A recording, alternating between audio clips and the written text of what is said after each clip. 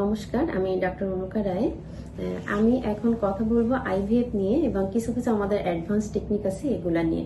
আমরা অনেকেই জানি না আইভিএফ মানে শুধু টেস্ট টিউব বেবি এটা নিয়ে বসে থাকি, বাট এখন কিন্তু মানে আধুনিকতার সাথে সাথে আমাদের অনেক অ্যাডভান্স টেকনিক এর সাথে যুক্ত হয়েছে, যেটার কারণে আমাদের কিন্তু আইভিএফ এর সাকসেস রেট অনেক বেশি হয়ে গিয়েছে।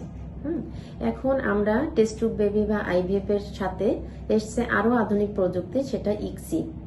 ইক্সিতে আমরা সাধারণত মেল ইনফার্টিলিটি, বিশেষ করে যাদের স্পার্মের কাউন্ট খুবই কম বা স্পার্মিয়া এবং যদি হরমোন লেভেল খুব কম থাকে, স্পার্ম দুর্বল এবং খুব মানে ব্যাড কোয়ালিটির স্পার্ম, তখন কিন্তু আমরা ইক্সি প্রসিডিউরটা করে থাকি।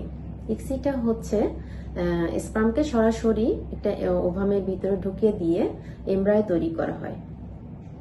আবার এই এমব্রায়োটা যদি ডে 5 এমব্রায়ো আমরা জরায়ুতে প্রবেশ করাই, তাহলেও কিন্তু আইভিএফ এর সাকসেস রেটটা অনেক ভালো থাকে। এখন আধুনিক অনেক মেশিন আছে, যেমন হচ্ছে এমব্রায়োস্কোপ, যেটা দিয়ে কিন্তু দেখা যায় সব থেকে গুড কোয়ালিটির এমব্রায়ো কোনটা এবং এমব্রায়োর মুভমেন্ট এগুলো সব বোঝা যায়।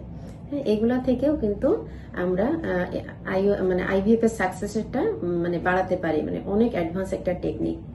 আরেকটা হচ্ছে পিজিটি, এমব্রায়োতে কোনো ধরনের জেনেটিক ডিসঅর্ডার আছে কিনা বা কোনো মানে ইউপ্লয়েড এমব্রায়ো কিনা, এটা আমরা বের করে ফেলি বায়োপসির মাধ্যমে।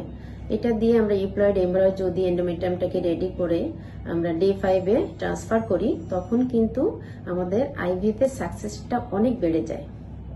আরেকটা জিনিস, সেটা হচ্ছে এন্ডোমেট্রিয়ামটা রেডি কিনা।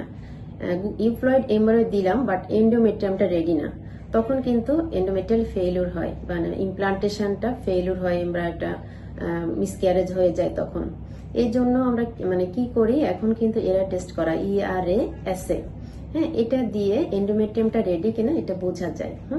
এন্ডোমেট্রিয়ামটা যদি রেডি থাকে, ইউপ্লয়েড এমব্রায়ো থাকে, তখন কিন্তু আইভিএফ এর সাকসেস রেটটা অনেক বেড়ে যায়।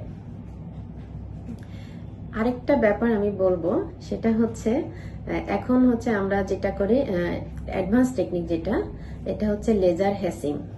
একটু এক্সপেন্সিভ, মানে বেশ এক্সপেন্সিভ, বাট লেজার হ্যাসিং এর মাধ্যমে কিন্তু আমাদের যে এমব্রায়োর চারপাশে যে জোনা প্যালোসেটা থাকে এটাকে থিন করা হয় এবং যাতে মানে স্পার্মটা যাতে ওভামের ভিতরে ইজিলি ঢুকে যেতে পারে, এমব্রায়ো তৈরি হয়। এক্ষেত্রে আমাদের আইভিএফ এর সাকসেসটাও বেড়ে যায়।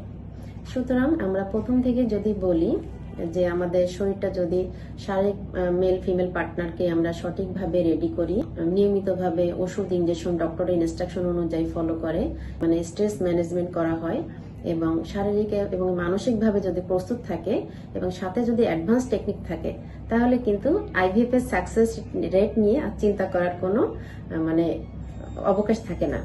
সবাইকে ধন্যবাদ, ভালো থাকবেন, সুস্থ থাকবেন।